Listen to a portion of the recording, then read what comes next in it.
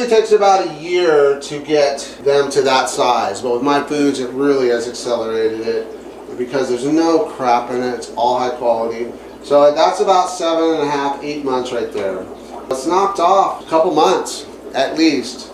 And I would say they don't get as thick either with the store-bought stuff. There's just not enough nutrition in it. And this way they can eat when you have the top and the bottom. Is when they're hitting the food, they're breaking it up and it's sending it down. These guys are future breeders. And I have right here, this is actually a Florida ram. Look at the difference. Now it's colorful, it's got some funky finnage. Long fin, I guess. I guess that's cool, but that's not a ram to me. And then this is one of my rams that I bought. And then you can see this guy right here, he's starting to mask. So this is another male. And the reason why he's starting to mask is he kind of wants to show that he's not dominant. One thing with the rams is, and you see that red face, they all start killing each other after a while. These guys are definitely going to get the B part because I'm growing these guys. So I want them to have high quality food. And every bite counts at this size. These guys I do fast once a week. I do not feed them 7 days a week. Sundays usually I don't feed anything in my room. Usually on Sundays I do not feed any tanks. I might feed my fry baby brine shrimp. That's it. But usually Sundays they don't eat. And they're growing perfect. We have a lot of variety in here, which I like. This guy is an Ika, which I bought. This guy is a Galaxy, I believe I bought. And this is one of my albinos that I actually pulled out of my wild strain, which is incredible. These brown ones are actually crosses. That's what's nice about breeding fish, is you can kind of pick the best of the best, right? These guys are going to get the B part Supreme. So same thing, this is how I feed it. You can feed it in a cube, it's fine, but I just tend to feed like this because I want everybody to get exactly what they need. So they're going to get the B part, and then because it's very high protein, they're going to get the Chlorella green too. So vitamins and protein. So by mixing it up, you're basically covering all the bases. Now what's awesome in here is my F1 stir-fry that I kept. I had about 200 of them. I probably have 25 left. So there will be a next generation of grow outs. But you know, when I'm feeding a tank, I'm watching it. Now this guy right here is the bottom of the barrel. He's subdominant, but he still eats. I keep an eye on him because he looks great, good color, good eyes, everything. But he's kind of my barometer for this tank because if something's going to happen in this tank, he'll be the first to suffer. And every now and then I'll catch him in the corner and I'll kind of break him up and he'll come and have attention. But what's happening is, because he's the lowest on the totem pole as far as the pecking order, he takes the brunt. But he understands that, so he doesn't get picked on a lot anymore like he used to. But also he's got great shape, great eye size, everything, but he's just not growing to his potential. And that's the thing with the lowest on the pecking order, is they're going to not suffer, but not thrive like the big boys. Like this guy's a big boy. This guy runs the tank right here, and one of my red turquoise Samunda crosses. I mean, that's a beautiful fish. He's got a little bit of a high fin, which is kind of blowing me away, but I think that probably comes from the red turquoise. So let's see what else. Oh, and you know, something like this is where the worm flake comes in great, man, because this is something that's going to fall through the tank and they're going to chew on the rest of the day. Now, grow outs, same thing. One good feeding a day, right?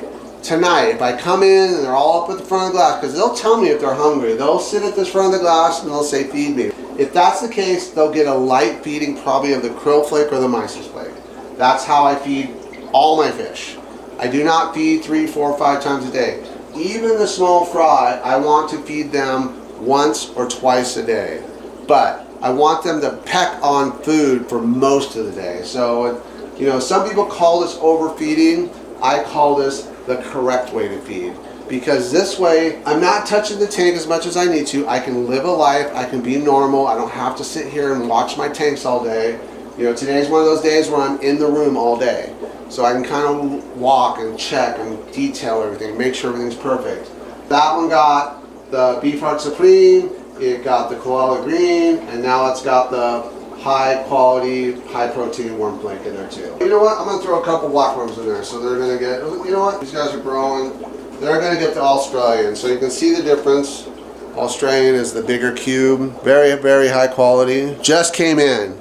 So I have another kilo coming. So if I run out and you buy them, There's more coming, but take it easy on me because I don't know if I can get more. So 2,000 grams is probably all I'm going to be able to get for right now. So we'll see. He promises me there's more coming, but you know how that goes. So same thing with the cube. You can put it on the glass. I just throw it in because that way it breaks up and everybody gets some. All right, next tank. You notice on the last tank I did not feed baby brine shrimp because those are sub-adults and they will pick at it, but it just seems like a waste to feed them that. So they do not get it. So these guys do get, and because they're bigger, I'm going to put more in. There's some beauties in here. This guy's pretty cool right here. He's big and he's got a lot of turquoise in at this size. And that's the thing, when you see fish that color up really bright at this size, usually you're talking hormones, so they're being pumped with hormones. A fish should look natural, right? And especially when you're dealing with wild F1, F2, F3s, because in the wild they cannot be bright. They need to be dull at this age, and then as they grow, they brighten up. All right, let's see what we got here. So these guys are definitely gonna get blackworms. They're ready for blackworms, and so they're gonna get blackworms. You can tell I like the beef heart a lot. It goes quick, it doesn't last long. So a week though, you know, I've done pretty well. Now the starter fry, you know what, let's do a starter fry for these guys. Let's see. So we'll put it here and see if they chew on it. One thing about the starter fry is it's designed to break up. It's designed to disintegrate. Because you gotta remember, this was designed to go in the parent tank when they're feeding fry. So we want this going on because what will happen is those fry are on the parents even at the smallest size and they're getting plenty of food. That's good enough for now. All right, so those guys are good and they're gonna chew on that for a few hours and that's a good feeding for the day, right? Now, that's how they've been fed since they were small fry. Same way, one time a day, fasting on Sunday. That's just something that I do because Monday when I come in and feed, everyone better be attacking food and they better be attacking it hard. If they're not, something's wrong. We have to make sure that we give them a day off, and that's designed to keep them healthy because everyone should fast. But also, as the owner of these fish, if I see a fish not eating the day after a fast, I'm looking into that pretty hard because I want to know why. Is it because he's just been picked on? Is he scared? Or is there something else going on as far as a medical condition? These guys are amazing. So what I will do with these, probably 25, 30 in here, I will take and cut it down to 12. And then I will take the rest and take them to the fish store. But all high quality. I consider all these A-grade Discus, all top drawer. There's some standouts. Even though this little guy right here doesn't have the huge size, he's got great color. Where if this guy went in right here, that's a $20 fish already.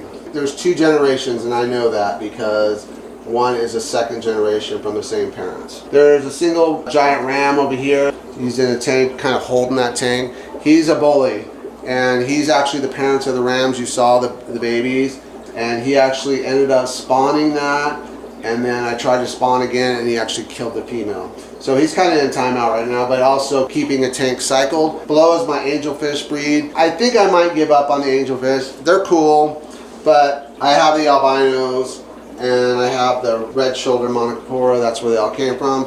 And I got another pair down here. I don't know what I'm gonna do with those yet because I'm kind of going into the guppies right now. Believe it or not, I can make great money on the guppies because they're prolific. And when you get quality, people will pay top dollar for them.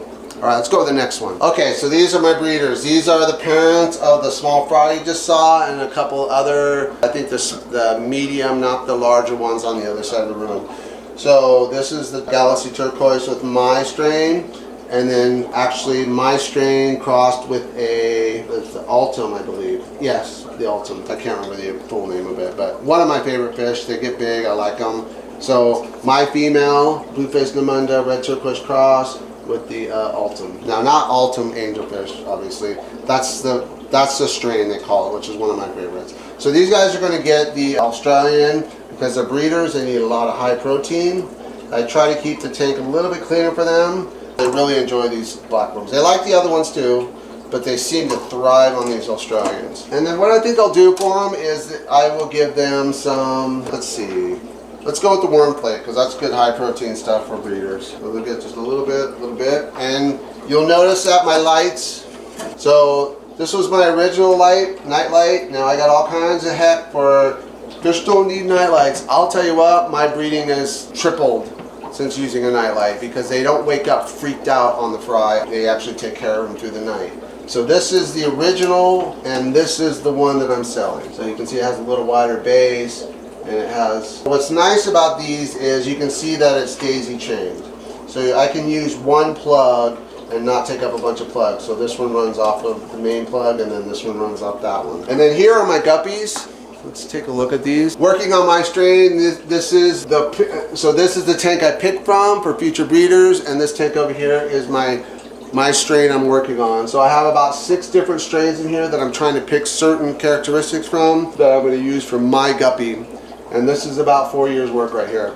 But they're coming out amazing. So what I've tried to do is get rid of the fantail. I hate that when a guppy gets all up on itself and can't swim right.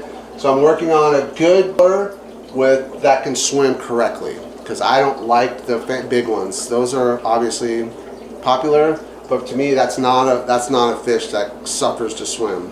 All right, guys, that's it today. I didn't show you every single tank. There's other tanks, but those are my main tanks and how I make money in this fish room.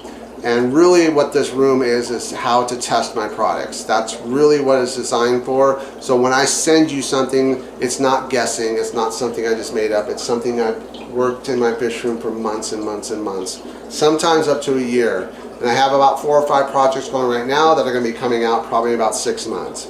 So thank you for everyone watching. I know this is a long one. Please like, share, comment, do all that stuff, because it really helps me out. My channel's starting to take off a little bit, so it's pretty cool. I'm trying to be more consistent on my uploads. All right, guys, take care. Bye.